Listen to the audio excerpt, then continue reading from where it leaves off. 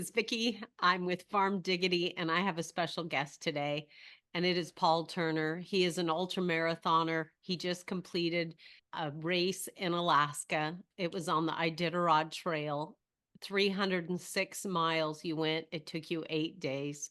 Welcome, Paul. Thank you. That was incredible. It was an incredible journey to just watch from my aspect of it. I mean, I followed you. We could follow you as you raced because of technology. We could track you. Unbelievable, Paul. What you actually ended up in second place. That's the spoiler alert. Eh, But amazing journey. And I'd like to get into how you train and different questions, but wow. well, Welcome home. thank you.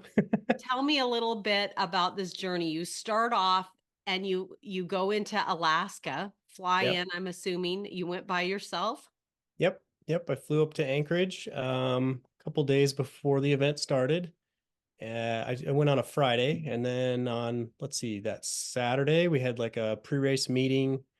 Um, at this one, there's no required gear, but at a lot of events, they have the day before they have a gear check to see if you have all the required things. But at this race, they expect you know what you need, so they don't do that. Because it's an invitational. You Yes. apply, but you have to be accepted to get Yeah. into this. Yeah.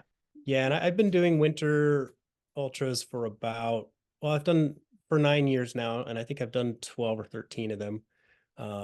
So I had a decent resume, and they also take mountaineering into account. That's one of my other hobbies too. Um, but yeah, you have to at least have done two, and then you kind of send in a resume and an application, and then they pick a group out of that. Was So, there how many guys? Because in this, just as a matter of curiosity, there was footmen, footwomen, mhm. there was bikers and skiers. Yep. And so when we followed this, you could see all the different people racing Yeah. in this event. And so when you got started, what was the weather like up there? Was it Um, mild? it was pretty mild. Yeah. The first day, It it was cloudy and in the 20s, so pretty warm. It was about maybe 20 degrees out. And yeah, started out fairly warm and then it quickly cooled off from there. What kind of temperatures did you endure on this race? We had a few days, 3 or 4 days that were in the minus 20s, and then there was one kind of late night, early morning where it got down in the mid minus 30s. So Negative 30, and you're yeah, out walking. yeah. We had people ask some questions and send questions in to me, and that would be maybe a good time to ask one from Lori. She wanted to know what you wore on your feet. How did you Oh, stay warm? What did you wear? okay, so for this event, I just used running shoes, and most people do. But for this particular event, I chose a like a high top running shoe, which was really worked out well for me. Being that it laced up onto my ankle, my foot didn't slide around, so I actually had zero trouble with blisters or anything like that. And then, depending on the temperature, I wear 1 or 2 layers of wool socks under that. And Good then, old wool. yep. Yep, darn tough socks are they're the best. And, Okay. uh, And uh, so are you saying after 8 days of walking, your feet they ended up okay? Like no, they were fine, and that was like one of my bigger concerns going into the event. At shorter distance events, I've had a lot of trouble with my feet, sliding around in my shoes and having large blisters on the balls of my feet and on my heels, but I had none this time. I think I took 9 or 10 pairs of socks, and I regularly changed socks. to keep And them dry and yep, yep. And then I took foot powdered my shoes every time I took them off my feet to help keep them dry. Um, and then I used gaiters to keep the snow out of my shoes. they And go over your shoes for. yep, yeah, Are just to you keep. are you walking on a hard path? Are you what is it a trail Oh, that somebody's kind of blazed? Paint us a picture.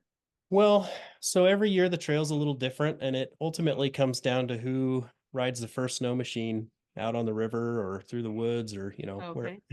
So it's different every year. Um, but as far as if it's hard packed, you're on every surface from glare ice to drifted deep snow wading through it. So, And you have poles that you mhm, bring, and you yep, have you're like a tow truck. You have a little yeah, a sled, yep. and it probably has a fancy name that you tow behind you. Oh, I think a pulk is the technical term for it, but it's a sled. Yeah. And so it has your food in there, Paul? Yeah, it has my food and my stove, my sleeping bag, my sleeping pad, all my extra clothes. I carry my water in there. My snowshoes get strapped to the top of the sled. And yeah, geez, everything. Extra batteries and hand warmers, the whole bit. It all goes in there. I don't like really carrying much on my back, so the Keeping more it I can put in the sled, the better. okay, keeping your weight even there. So Mhm. when you are you strapping your snowshoes, did you have to wear your snowshoes often this I time? did 2 full days in snowshoes and then parts and Oh pieces here and gosh. there. So I did at least 80 miles in snowshoes, probably 80 or 90 miles. And I just got a new pair recently they're like a running snowshoe, but they're very comfortable and I So actually how big are they? They're not your traditional like the kind these are that they're 25-inch snowshoes, so actually they were oh the same wow. size as the hiking ones I had before. They're just Wow. lighter weight. Okay, so that's kind of like gear. Did you have someone asked if you had any frostbite No, no this year? frostbite. I had some trouble with my nose and my cheeks from the wind. We had a pretty heavy headwind most days. The predominant wind was coming out of the north, and so it was cold and blowing right in our face most of the time. So I didn't do anything to really protect my face other than put, a heavy layer of grease on all the time. You mean like an actual like some kind of a Aquaphor or yeah, okay. yeah. And that keeps you from having problems?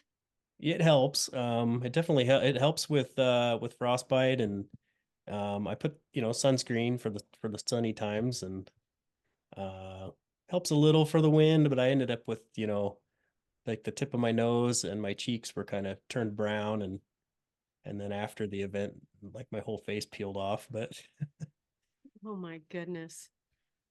And you have special mittens that you wear that you would wear if you were climbing a mountain, yeah, correct?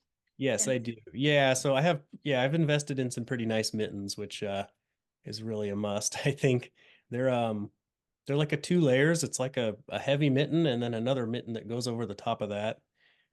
I've actually never used both layers though. I've never been in cold enough weather to need it.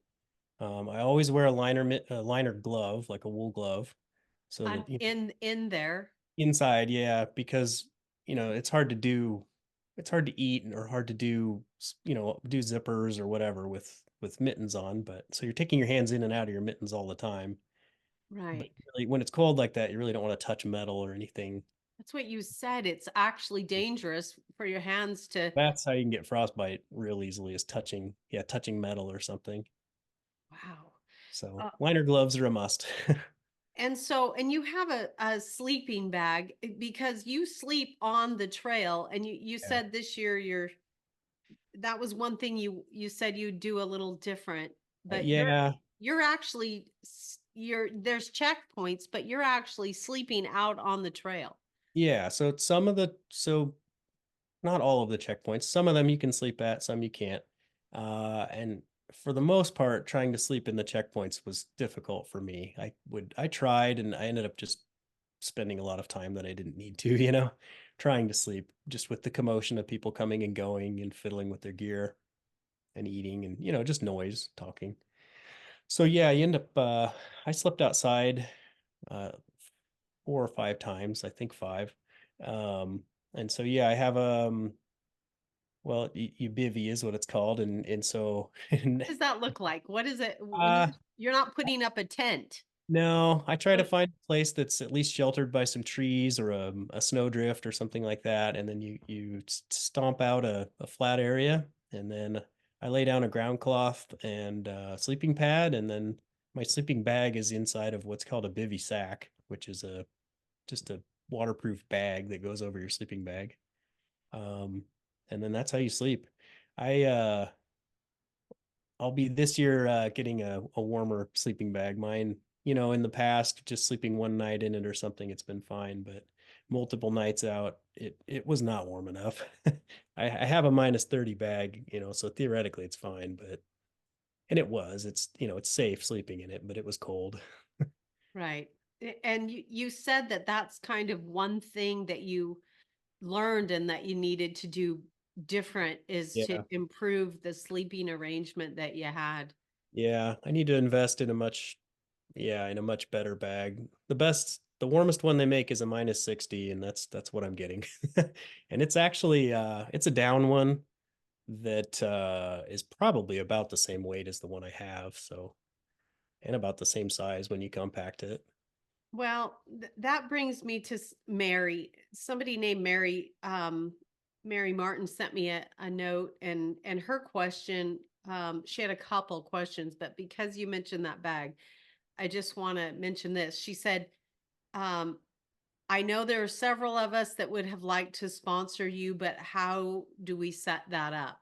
And so how do we, Paul? Because we had it was a thrill, and when I saw that you didn't have a sponsor there, um but that's changing, I hear. But Really nice. Yeah. how can we as a group, because we had a ball following you, what can we do? Oh We need man. to get you a new sleeping bag. This Okay. is ridiculous. That's really nice. Yeah, I wouldn't really expect anyone to, you know, help fund my what I go do as for fun, but We're your um we need I to be your sponsors. okay. I guess we could, yeah, set up a GoFundMe or something like that. Okay. Well, Yeah, I've never had a sponsor actually. Just recently though, the owner of my company reached out 2 days ago and offered for, that if I want to do this event again or something similar, he said he would help. So that's that was really excellent. neat. Yeah. Okay, so and that could at the end we'll figure this out, but Okay. because like I said, it was a thrill for us, and we want to help. I know we all do. And That's so really neat. It was really thank you, Mary, fun. for your question. Yeah, it was really fun for me to see. I didn't know people were so interested, and it was really fun to see how many people were following along. Absolutely. Okay, so you are trucking down this trail. Like, I have a vision of you on your own, and you were on your own, but you traveled with a couple people as well. Mary's question is, what did you think about during those long hours of running, and how did you get through that? So Oh, tell me well, about that. traveling with people helps because you have, someone to talk to, but otherwise traveling alone, it gives you all the time in the world to think about, you know, anything. But to be honest, a lot of the time I'll get a song stuck in my head and I'll be singing to myself traveling down the down the trail. It may or may not be a song I like, but this is a way to pass the time. Uh, Um, when you're in there in the moment, and because you did have to endure some nights alone, mhm. how how do you keep going, Paul? Oh, I said to your wife, Maddie, I said, please beg him to talk to us, because if he can teach us how he does that, then just ordinary people like myself can learn how to push through adversity. Maybe it's something as simple as walking up there one more time and making a dog stop, or getting yeah. that laundry and getting it put away. Whatever it is that is we have to push through. That Well, seems silly, but how do you do that? well, it's first off, it's just making the decision that I'm doing this. I'm going to do this, and I'm going to stop if I'm putting myself in danger or whatever, but it's making the decision that this is what I'm doing and then being confident in that choice and doing what it takes to finish.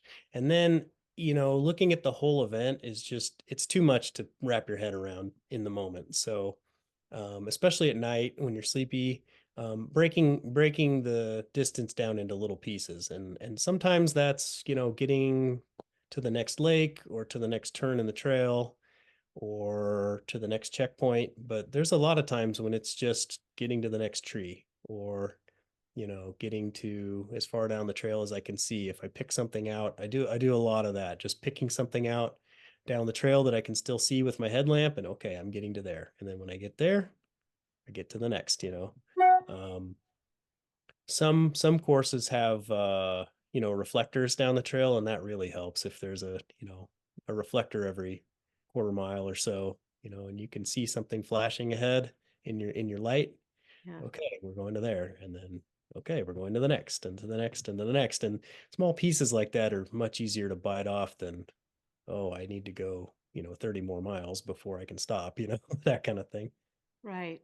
So you're saying like what could help us when we're in adversity is to not overwhelm ourselves with this big thing, but just Yeah. one step at a time.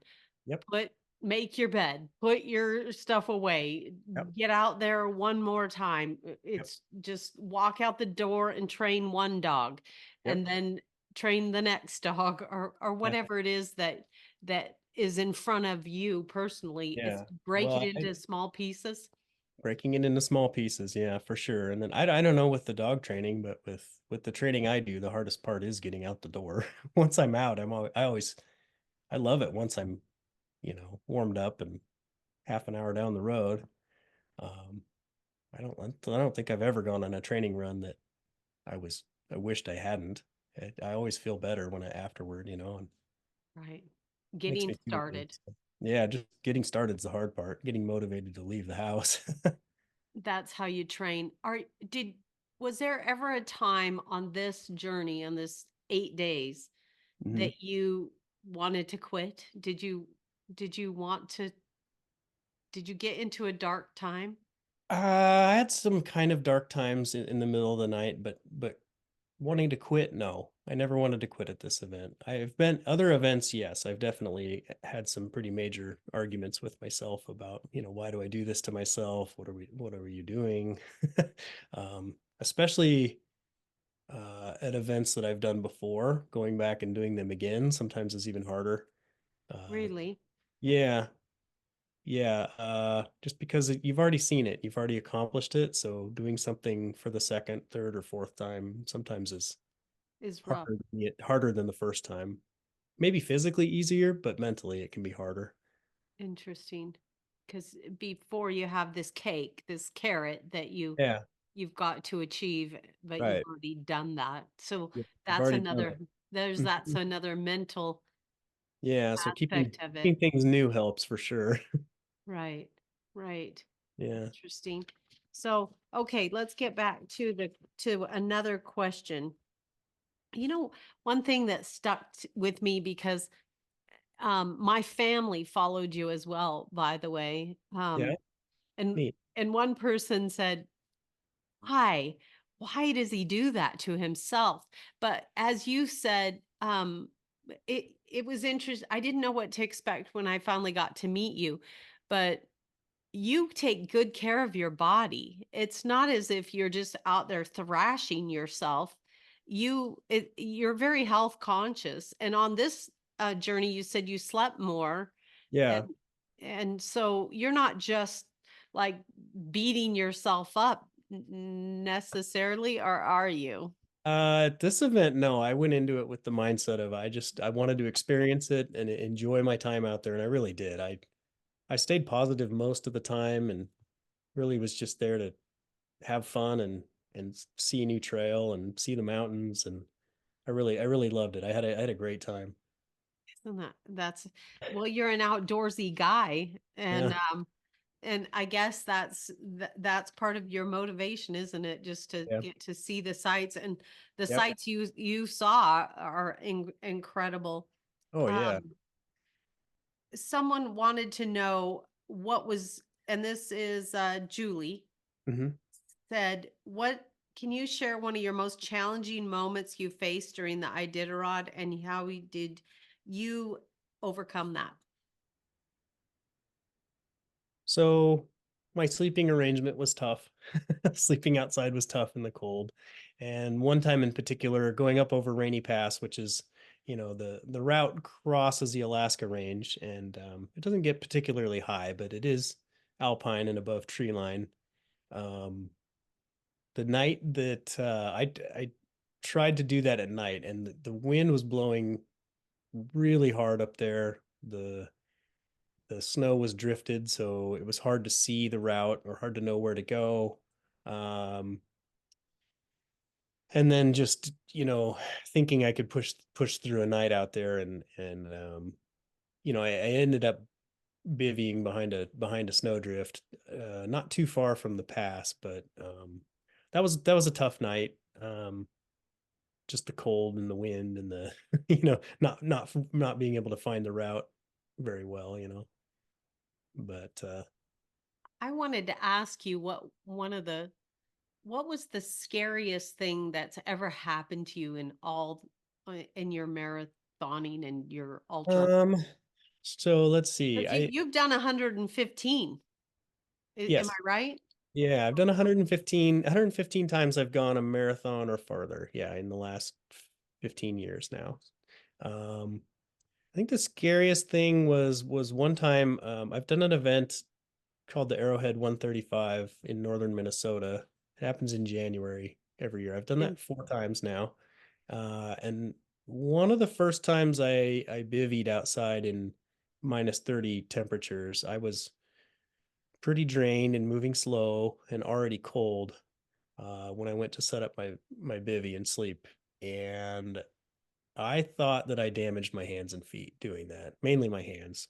I just wasn't practiced enough at setting everything up and getting in there quickly. And I had my hands exposed for too long. And then getting into the bivy, I thought for sure I damaged my hands, but in the end it was fine. But it was a good lesson to practice that type of thing.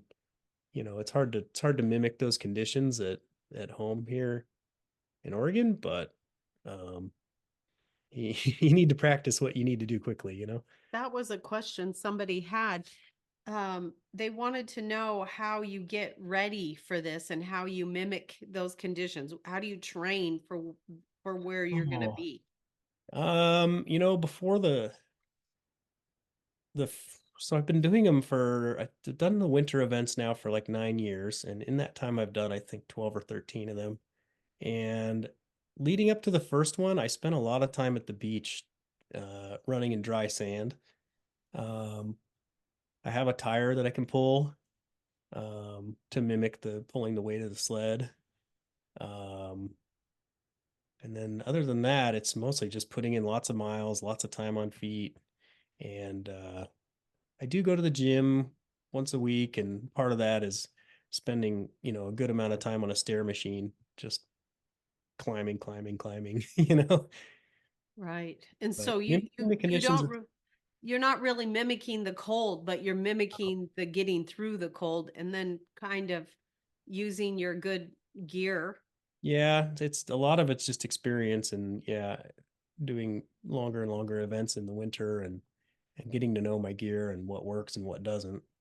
Um, yeah, the more of them I do, I end up carrying more and more stuff in my sled. You pack your fears in there. But Well, good. That um, was one thing that was really interesting to me. I never thought about that, but you pack your own water, but it's -30. And yeah, if it freezes, you're sunk. You don't have water.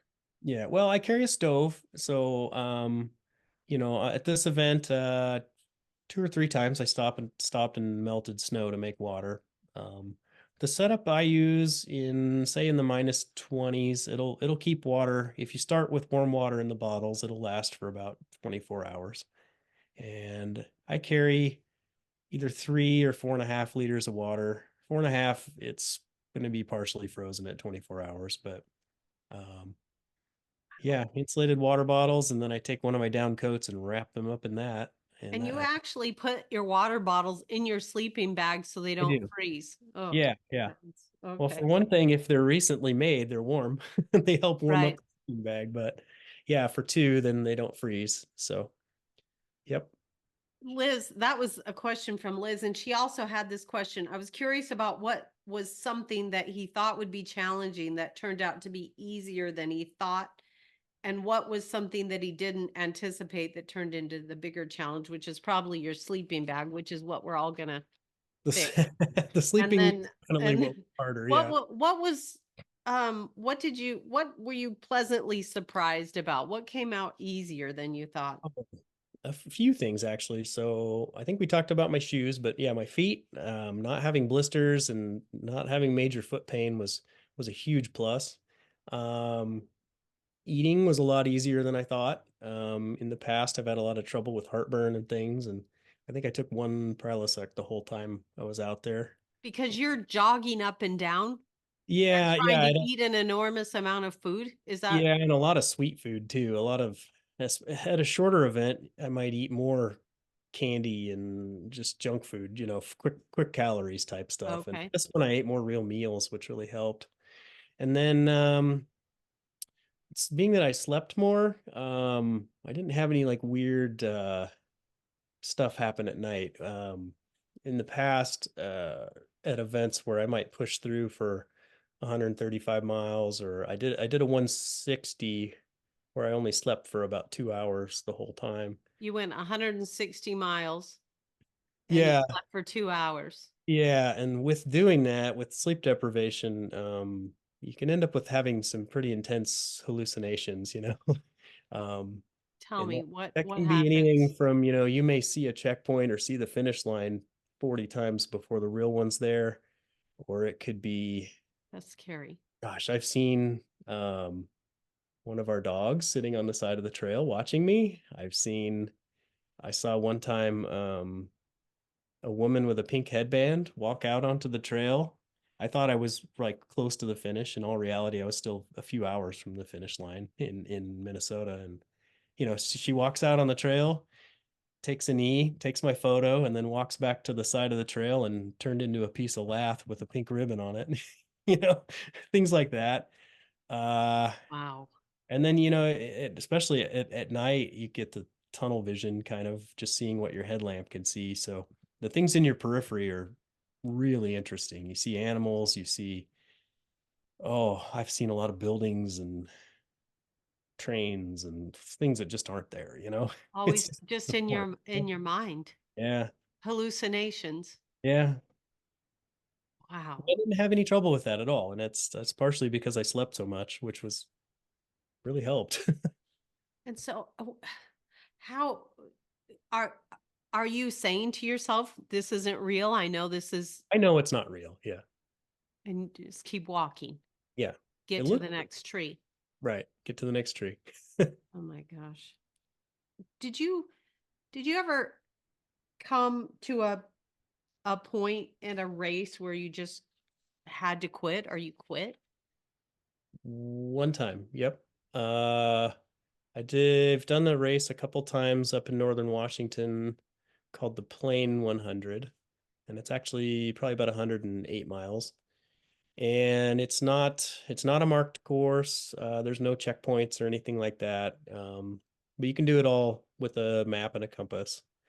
And I had finished it once before, and then my second time that I was there, I started having some ankle trouble the first day, and my ankle swelled up pretty large. And I was going mountain climbing the next weekend down in California with a friend. And I got back to that course is basically like about a 62-mile loop and then a 40 something mile loop. And I got back to where we started, and my friend was sleeping in the car, and he said, "I'm done. Let's go to the motel." And I just looked at him and I kind of went, "Yeah, okay, let's go." But that was the one time. It was interesting because you said if you travel with somebody, you have to argue with your own head Yep, and that it's easier to quit if there's someone there.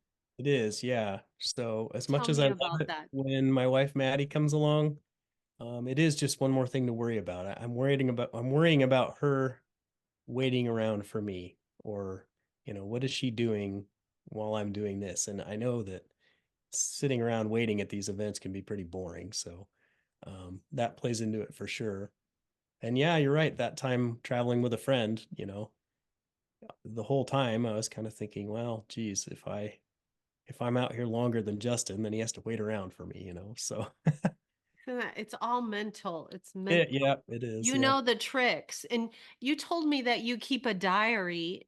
I do. Yeah. Tell me about that. How does So, the diary work? By the way, this would be a good ad for our journal, our victory journal at Farm Diggity. Sorry, oh, that was a shameless plug. Go ahead and then tell me about your journal. okay. So with the winter, mainly with the winter events, I keep like a training log a lot of the year, but with the winter events, at when I finish one, I just do a brain dump. Sometimes on the flight home, sometimes a week or two later, but I go through everything, all my gear, what worked, what didn't, what I experienced out there, break the event down into sections and how each section went, what I learned, what I would do different next time. And so then I use that going back, whether I go to the same event or not, there's things in there that I can learn from myself that over the course of a year between now and next winter I'll forget. Um, and then leading up to an event, I make a list of things that I need to do to prepare for the race. And some of that is gear things, some of that is diet, some of that is, I don't know if it's a fast marathon or something. Maybe I have a weight target or something like that. I don't really do that kind of thing anymore, but I certainly used to. Right. Uh, Now it might be limiting my caffeine intake, limiting alcohol, something like that for, a couple months leading up to an event. Um, just so that when I get there, I'm feeling the best that I can. I'm Uh, drinking tea right now as we speak. yeah. And I know better. I know not. I know I've got a bad habit. Thanks for Yeah. mentioning that. Okay, so you're journaling this. Do you ever find that you look back through it and think, "Holy smokes, I did that. I did good." Yeah. I sometimes we forget our victories. We I haven't remember where we mess up. Yeah, I haven't finished yet from this event, and I'm already about 30 pages into my journal. So it's a lot of writing, but next time I go back to this event, I'll read it, all of it, and a lot of it's lists of gear and lists of things that I'm putting in my sled and just making sure I don't forget anything. Right. But then a lot of it's just what do I need to fix? What's damage, or I'll forget otherwise that, oh, part of my backpack's ripped or some buckle's not working on my pulling belt or something like that. So if I don't write it down, I won't remember. So You know what I noticed, Paul, because you can go into your stats and stuff, and I was trying to do my due diligence because I don't know a thing about your event. And when I pulled your stats up, you are getting faster, you're placing better.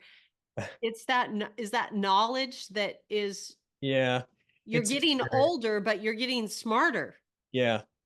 Yeah, it's experience is what it is. I can't go out and run a fast marathon anymore, but I think for me, the longer an event is, distance wise, or time wise, the better I'll do at this point, just because I've been doing it for quite a while now. Um, I started running, yeah, marathons anyway, 15 years ago, or no, wait, 15, 2009, yeah, 15 years ago. And I started running, I don't know, 17 years ago or so. Not that long before I started doing marathons, but it's just experience doing these events and knowing what my body's capable of, and also learning how to ignore things too that are bothering me. You Um, you out endure. yeah, I'm good at suffering. Well, there you go. And I think that it's sometimes you might not be the most not you, but somebody might not be the most talented or the most whatever. But if you can out endure, if you can Yep, out hang in there, relentless forward progress. Yeah. there you go. Now, I think it will be interesting to people at home to hear that you didn't like running. You didn't even want to run around the block. But No, I what didn't. happened? How did you get going? So Maddie used to work at this chiropractic clinic, and every year they, and still do, they have a Hood to Coast team, and that's a local relay race that goes from Mount Hood to the beach here in Oregon. And I think it's just shy of 200 miles relay event.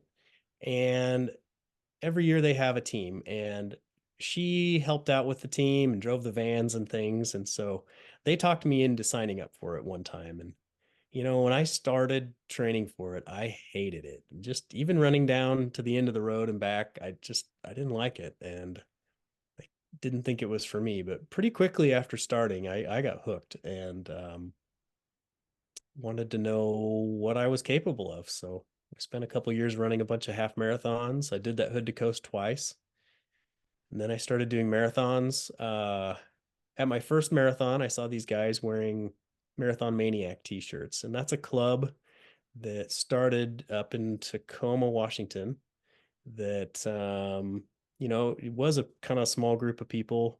It's really blown up now. It's a nationwide club that has thousands of members. But I was asking people, what is this Marathon Maniacs thing? And oh, these are the people that they do marathons in all 50 states, or they do marathons on back-to-back days, or they do one every weekend of the year, things like that.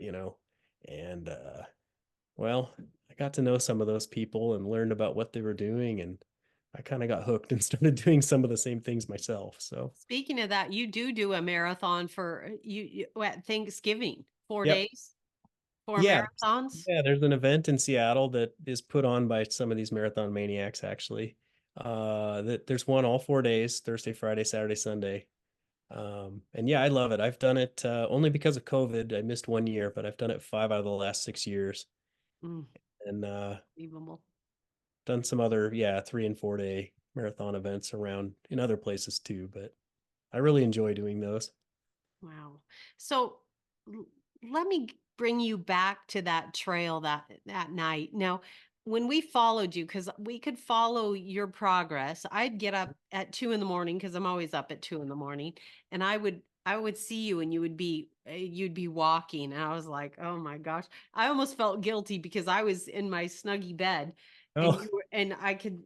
And it tells you how far he's going, what he's how many miles per hour if he's climbing, and yeah. there it would be, and it was a worry, to be honest with you, to think that you were out there, but oh, and where was I going with this? But so okay, so as we watched you, you were in the middle of the pack. It's a little flag that says PT, and it's like Paul Turner. There he is. Oh, there he is.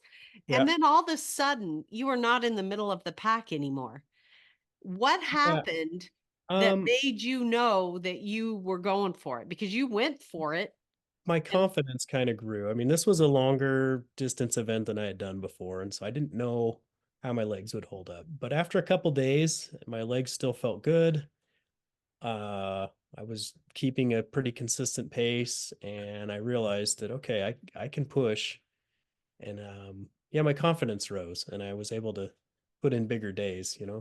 did you know that there was just one person ahead of you in your event? No, I didn't know that When did you know that you were out of all those guys and you were second? at the How did finish. I at the found out at the end. finish? Yeah, I found Were out at you, the finish. were you shocked? I was surprised. Yeah.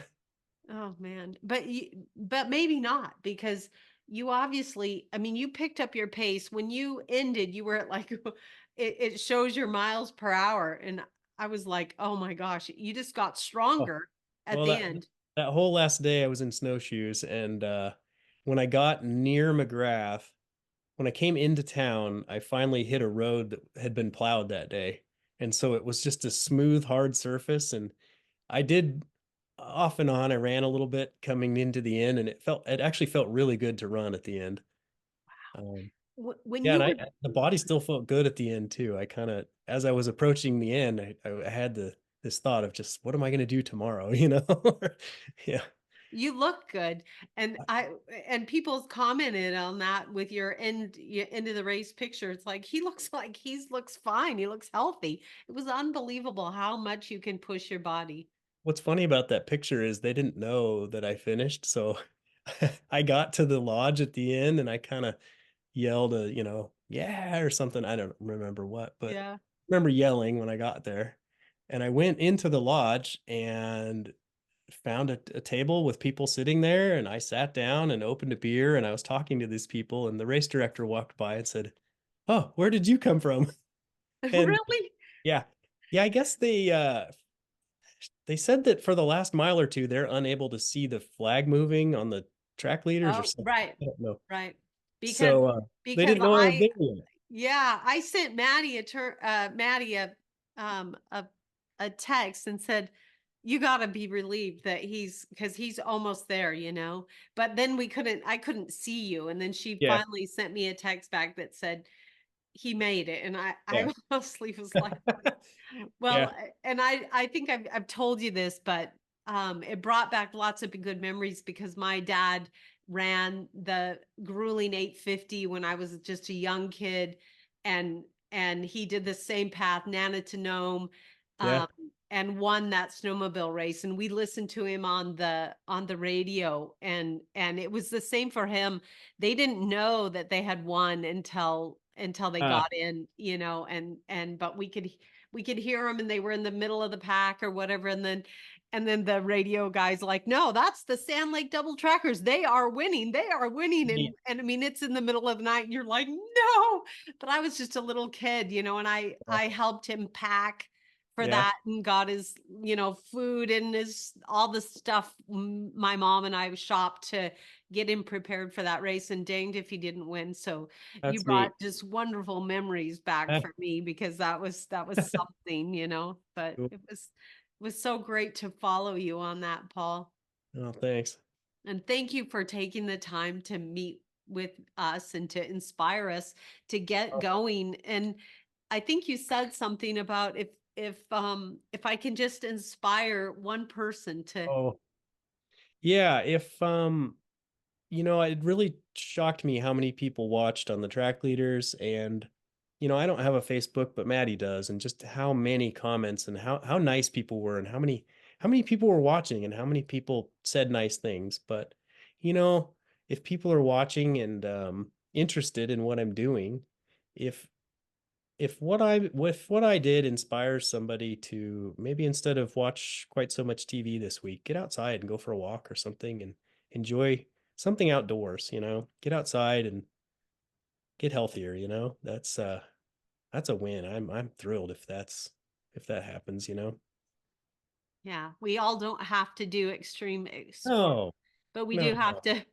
But it's nice to just go out and enjoy Yeah. what we have outside, our dogs and our. Ultimately what I'm doing, I just love being outside, and you know, Mm, whether it's running down the road near the house or out in the mountains, I just love it. But that's yeah, wonderful. Paul, I thank you for talking to me. thank And you. This was fun. I'm Vicky and Paul Turner, and I appreciate you and Farm Diggity. It's a good life. Thanks.